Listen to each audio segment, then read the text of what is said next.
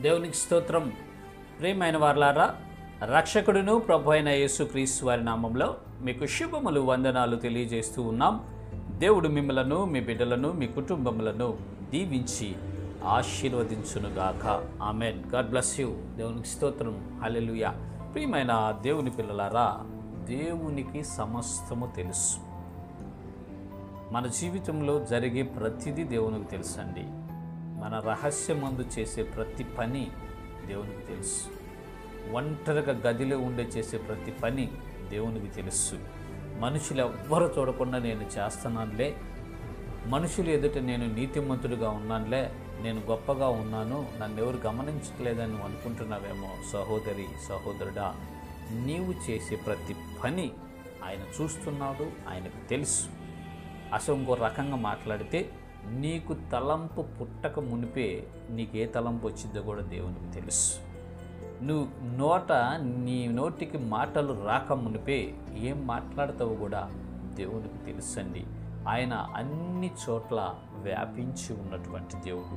మన ముందు, వెనక, పక్కన, పైన అన్నిటిలో ఆయన మనల్ని చూస్తూ ఉన్నటువంటి దేవుడు. ఆ మాటలే భక్తుడు తన ఆత్మపూర్ణుడై, దేవుని ఆత్మపూర్ణుడై ఈ రీతిగా మనకు తెలియచేస్తున్నాడు. చూద్దాము. కీర్తనల పుస్తకము 139వ కీర్తన 5వ చరణములో ఈ రీతిగా రాయబడి ఉంటూ ఉన్నది.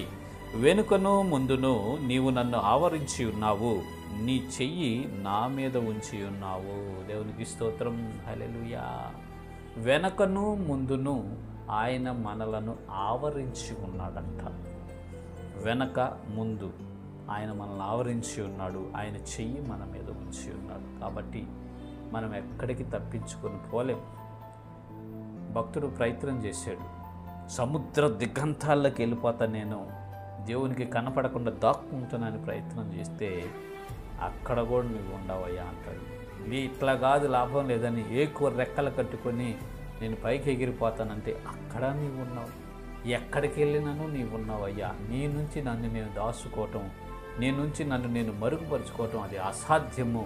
నా వెనక, ముందు, నా చుట్టూ సమస్తం నువ్వు ఉన్నావు ప్రభు అని భక్తుడు చెప్తున్నాడు. అవును ప్రియమైన దేవుని పిల్లలారా, దేవుడు మన ముందు, వెనక ఉన్నాడు. మనం చేసే ప్రతి పని ఆయన చూస్తున్నాడు. మనం మాట్లాడే ప్రతి మాట ఆయన వింటున్నాడు. మన ప్రతి ఆలోచన దేవునికి తెలుసు. ప్రియమైన దేవుని పిల్లలారా, దయచేసి గమనించండి. రహస్యమందు ఒంటరిగా ఉన్నప్పుడు మనము దేవునికి ఆయాసకరమైన పనులు చేసేవి కూడా ఆయన చూస్తున్నాడు. అలాంటివి మన జీవితంలో జరగకుండా మనము జాగ్రత్త పడాలండి.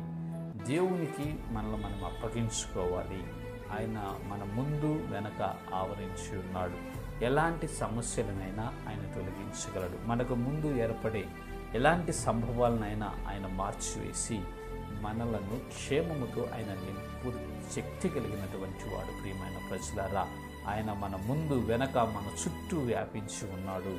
మనలను మనం ఆయనకు అప్పగించుకోవటమే మనం చేయాల్సిన పని. ప్రభువా, నన్ను నేను మీకు అప్పగించుకొనుచున్నాను, మీ చిత్త ప్రకారము నన్ను నడిపించండి ప్రభువా, మీ వాక్య ప్రకారము నన్ను నడిపించి మీకు ఇష్టడుగా నన్ను మార్చండి ప్రభు అని మనము ప్రార్థన చేసుకుంటూ దేవుని వాక్యానుసారంగా జీవించగలిగితే దేవుడు మన యందు సంతోషించి మనల్ని తృప్తిపరుస్తాడు, ఆశీర్వదించి ఉన్నతమైన స్థానాల్లో నిలబెడతాడు. ఇట్టి కృప దేవుడు మనందరికీ కలుగు చేయనుగాక.